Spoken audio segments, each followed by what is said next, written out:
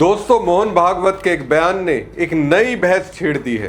उनका कहना है कि नियम, कानून और संविधान के तहत जिस तरह दूसरे संगठनों को पंजीकरण और जवाबदेही के दायरे में आना पड़ता है, वैसा आरएसएस के लिए जरूरी नहीं। जब उन्होंने ये बात कही तो कांग्रेस नेता राहुल गांधी के विचारों को आगे बढ़ाते हुए कर्नाटक के गृह मंत्री प्रियांक खड़गे ने एक एक सवाल सीधे आरएसएस के सामने रख दिए। ऐसे सवाल जिनका जवाब शायद आरएसएस के किसी कार्यकर्ता या बीजेपी के किसी नेता के पास हो या ना हो, लेकिन देश की जनता जरूर जानना चाहती है। नमस्कार दोस्तों, मैं हूं परवीन सानी। दोस्तों, आरएसएस ने अपने 100 वर्ष पूरे कर लिए हैं और इस अवसर पर संगठन के लोग जश्न मना रहे हैं। इसी दौरान कर्नाटक के गृह मंत्री प्रियांक खड़गे ने 2 चिट्ठी आरएसएस प्रमुख मोहन भागवत के नाम लिखी। आरएसएस प्रमुख मोहन भागवत से एक बेहद सामान्य सवाल पूछा गया। सवाल था कि क्या आरएसएस को भी किसी अन्य संगठन की तरह पंजीकरण कराना चाहिए। इस पर जो जवाब उन्होंने दिया उसे सुनकर मैं हैरान रह गया। मुझे लगा कि यह आत्मविश्वास नहीं बल्कि अहंकार है। क्या कहा वो, आप पहले सुनिए, इंग्लिश में है, बाद में मैं आपको हिंदी में बताऊंगा उन्होंने एग्जैक्ट क्या कहा। And we are not secretive, we are working on open ground. We are calling people and telling them about Sangha. This is politics and all these gimmicks are being tried. We'll do that. We are used to it. So it doesn't need any restriction. Hindu Dharma is not registered. Many things are not registered.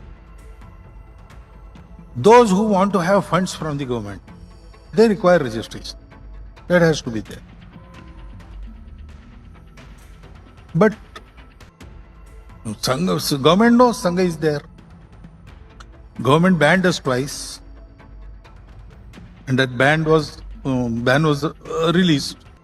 So government knows. They banned RSS. That means they knew RSS is there. RSS is recognized.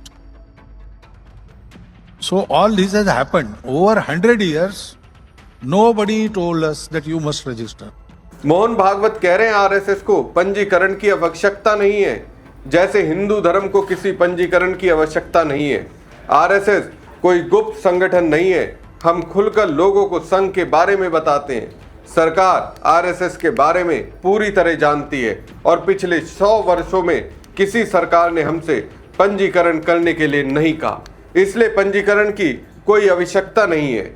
अब सवाल यह है कि अगर देश के बाकी संगठनों, ट्रस्टों, एनजीओ और संस्थाओं के लिए पंजीकरण जरूरी है तो आरएसएस के लिए क्यों नहीं है? क्या नियम कानून सिर्फ दूसरों के लिए है? क्या आरएसएस को संविधान और कानून से अलग कोई विशेष छूट प्राप्त है? अब जानिए पहली 2 चिट्ठियों में प्रियांक खड़गे ने क्या लिखा और फिर उसके बाद उन्हें प्रेस कॉन्फ्रेंस के लिए क्यों आना पड़ा। दोस्तों, पहले पत्र में प्रियांक खड़गे ने आरएसएस को 100 वर्ष पूरे होने की बधाई दी और कहा कि भारत और विदेशों में हजारों शाखाओं तथा करोड़ों स्वयंसेवकों का दावा करने वाला संगठन होने के कारण आरएसएस से पारदर्शिता, जवाबदेही और संवैधानिक मूल्यों के पालन की अपेक्षा की जाती है। इसके बाद दूसरे पत्र में उन्होंने लिखा, एक संवैधानिक लोकतंत्र में कोई भी संगठन, चाहे वो कितना भी पुराना, बड़ा या प्रभावशाली क्यों ना हो, जांच, पड़ताल और जवाबदेही से ऊपर नहीं हो सकता।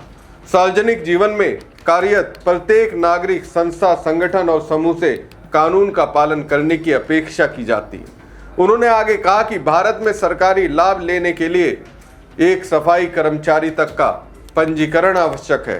धार्मिक संस्थाओं और ट्रस्टों का ऑडिट होता है। एनजीओ, ट्रस्ट, समितियां और कंपनियां अपनी गतिविधियां, वित्तीय लेन देन और संरचना का खुलासा करती है। ऐसे में आरएसएस को भी जवाबदेह होना चाहिए। प्रियांक खड़गे का सवाल सीधा था, क्या आरएसएस संविधान से ऊपर है? क्या देश संविधान के मुताबिक चलेगा या किसी संगठन की इच्छा के मुताबिक? अब जब इन सवालों का जवाब नहीं मिला तो प्रियांक खड़गे प्रेस कॉन्फ्रेंस में सामने आए। मगर सर, जिस तरीके से मोहन भागवत ने जवाब दिया कि उनकी जो संस्था है कि 100 साल से काम कर रही है। Mister Mohan Bhagwat has not replied to this letter. उनका जो उत्तर था त्रिशूल में था जून 13 को, और मेरा letter of course it is on 13 June but release yesterday, dispatch yesterday.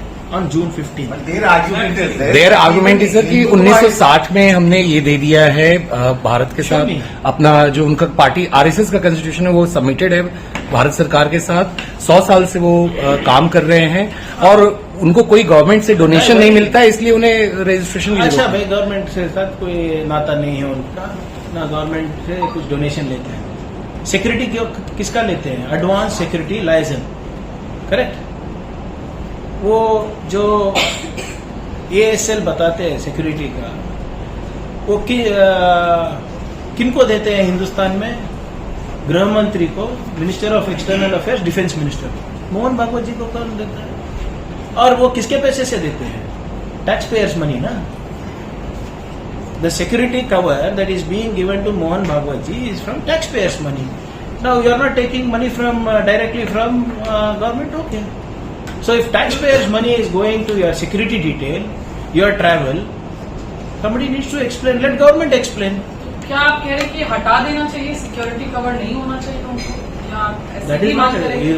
See, if the threat assessment is not done by me, it's done by central government. अगर उनको लगता है तो रहने आए तो रहने दीजिए, बट मैं पूछ रहा हूँ कि उतना क्या थ्रेट है? अगर मुझे केंद्र सरकार से I am getting one benefit, you are a taxpayer, no? You should know why your money is being spent. और ये क्या नाटक है? 100 साल से कोई नहीं पूछा, अभी नहीं पूछ रहे, तो और 100 साल ऐसे ही चलेगा क्या? मगर सर अब ये आरोप लगा रहे हैं कि आप लोग पब्लिक में कंफ्यूजन पैदा करने की कोशिश कर रहे हैं। No, I am not creating public में कंफ्यूजन पे। ये इनका लेटर है, ये इनका रिपोर्ट है। कौन सा है?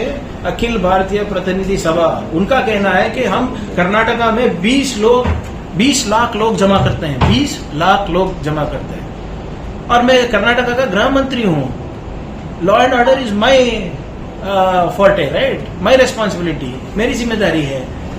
तो मैं पूछ रहा हूं कि अगर आप 20 लाख लोग जमा कर रहे हैं तो कैसे कर रहे हैं, किसके नाम पे कर रहे हैं, और ये जमा होने के लिए पैसे कहां से आ रहे हैं? वो मेरा कर्तव्य है ना। अभी उनको उत्तर देने दीजिए। सरिका बीजेपी प्रियांक खड़के कहते हैं कानून से ऊपर कोई नहीं है, ना कोई व्यक्ति और ना कोई संगठन।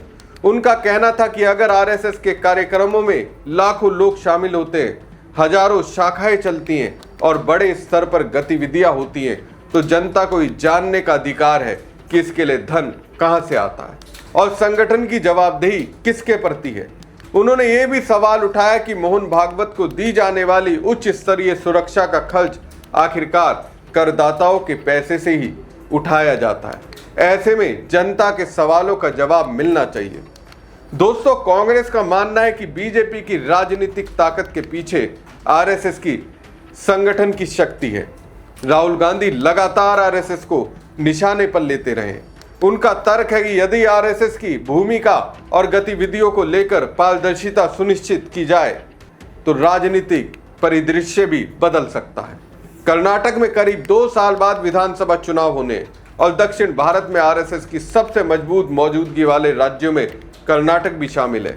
ऐसे में प्रियांक खड़के का ये रुख राजनीतिक रूप से भी महत्वपूर्ण माना जा रहा है। प्रियांक खड़के कांग्रेस अध्यक्ष मल्लिकार्जुन खड़गे के बेटे हैं और उन्हें पार्टी का उभरता हुआ दलित चेहरा भी माना जाता है। राहुल गांधी के करीबी नेताओं में उनकी गिनती होती है। दोस्तों, प्रियांक के लिए संघ विरोधी उनकी राजनीतिक जरूरत भी है। कल्याण कर्नाटक क्षेत्र में खड़के परिवार का दबदबा है, जहां दलित वोटर जीत हाल तय करते हैं। जब केंद्र सरकार जातीय जनगणना पर फैसला नहीं ले रही थी, तब कांग्रेस ने इसे भी आरएसएस के एजेंडे से जोड़ा था। तब कर्नाटक के कई दलित संगठनों ने संघ के प्रति विरोध भी दर्ज कराया था। फिर कर्नाटक में आरएसएस ने अपनी रणनीति बदली। शताब्दी स्थापना वर्ष में आरएसएस ने दलित समुदाय तक अपनी पहुंच बढ़ाने के लिए अभियान चलाया।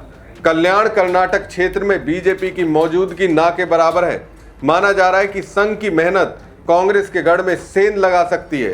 प्रियांक खड़के बतौर गृह मंत्री आरएसएस को यह मौका नहीं देना चाहते और इस मौके को खत्म करने के लिए जैसा तेवर राहुल गांधी आरएसएस के खिलाफ दिखाते हैं, ठीक उसी तरह के तेवर प्रियांक खड़के दिखा रहे हैं।